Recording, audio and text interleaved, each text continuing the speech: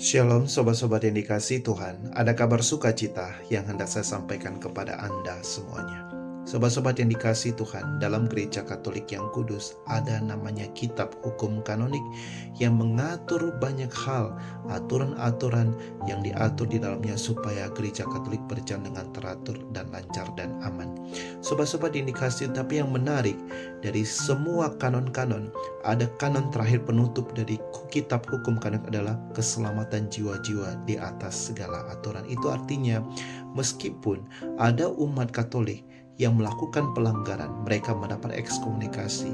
Ketika mereka hampir mendekati ajalnya, gereja Katolik tetap memberikan pelayanan kepada mereka.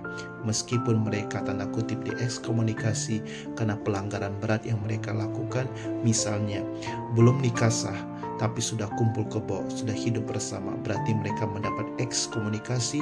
Tetapi ketika mereka mendekati ajal hidupnya, gereja tetap memberikan pelayanan yang terbaik dari gereja kepada mereka. Karena apa? Keselamatan jiwa-jiwa di atas segala aturan yang ada. Sobat-sobat yang dikasihi Tuhan, dalam Injil hari ini juga Yesus sungguh-sungguh mengedepankan keselamatan jiwa-jiwa di atas segala aturan. Para murid merasa kelaparan, akhirnya mereka memetik bulir gandum, tetapi pada hari itu adalah hari Sabat dan itu dilarang oleh orang-orang Farisi. Bagi orang Farisi, memetik sama dengan bekerja, tetapi bagi ahli Taurat, memetik tidak sama dengan bekerja, kecuali memanen. Memanen itu baru bekerja. Sobat-sobat yang dikasihi Tuhan, pada saat itulah Yesus mengkritik mereka dengan menggunakan satu cerita bagaimana Daud bersama dengan bawahannya merasa kelaparan, akhirnya masuk ke rumah Allah dan mengambil roti-roti yang hanya diperbolehkan untuk para imam saja. Yesus ingin memberikan satu teguran kepada mereka. Aturan memang penting, tetapi jika menyangkut keselamatan jiwa-jiwa, segala aturan itu tidak adalah artinya lagi. Yang penting adalah jiwa-jiwa bisa diselamatkan. Sobat-sobat yang dikasihi Tuhan, di dalam gereja Katolik juga sangat kelihatan. Aturannya adalah jika ada anak ingin dibaptis, aturannya adalah orang tuanya mesti nikah sah. Tetapi seringkali para pastor paroki mengambil kebijakan pastoral, yaitu bagaimana meskipun orang tuanya belum menikah sah tetapi sudah mempunyai anak, anak tidak bersalah dan anak harus diselamatkan. Oleh karena itu, para pastor paroki biasanya mengambil kebijakan pastoral, membaptis anak-anak tersebut, tetapi orang tuanya juga akan diarahkan kepada pernikahan yang suci. Sobat-sobat yang dikasihi Tuhan, aturan memang penting bagi kita untuk supaya berjalan dengan teratur, aman dan lancar.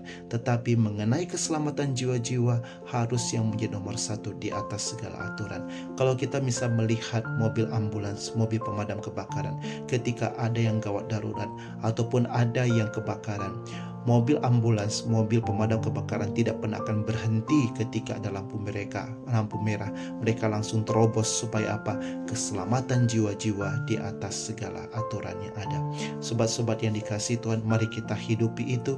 Aturan penting supaya kita hidup teratur, tetapi di atas segala aturan kita perlu cinta kasih. Sobat-sobat yang dikasihi Tuhan, Anda yang terpanggil sebagai bapak rumah tangga atau istri atau ibu rumah tangga, Anda tentu mempunyai peraturan-peraturan di rumahmu. Tetapi ingat, jangan sampai peraturan-peraturan yang engkau buat mematikan cinta kasih bagi anak-anakmu. Contohnya bagaimana ketika engkau memasang jam untuk anakmu pulang jam 9 malam atau jam 8 malam atau jam berapa anak harus pulang, tetapi dia pulang terlambat dengan alasan dia membantu temannya, dia menolong temannya yang susah. Kita sebagai orang tua mesti menyikapinya dengan bijak, bukanlah kita dengan tegas, keras dengan aturan. Akhirnya apa terjadi? Akhirnya kita mematikan kebaikan dari anak-anak kita. Sobat-sobat yang dikasihi Tuhan, mari kita bijak seperti Tuhan Yesus, keselamatan jiwa-jiwa di atas segala aturan yang ada. Shalom, Tuhan memberkati Anda semuanya.